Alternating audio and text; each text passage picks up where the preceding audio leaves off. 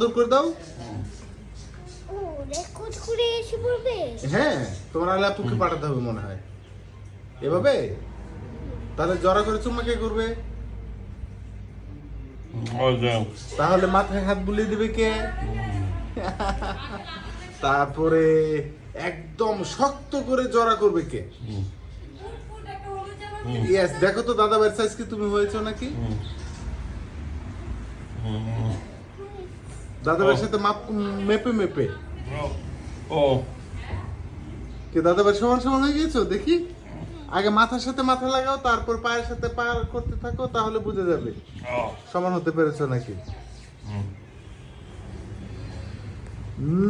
আমরা সমান হতে হয়েছে গাবো।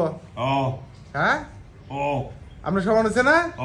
দেখো তো বাবা কতটুকু সমান হয়েছে।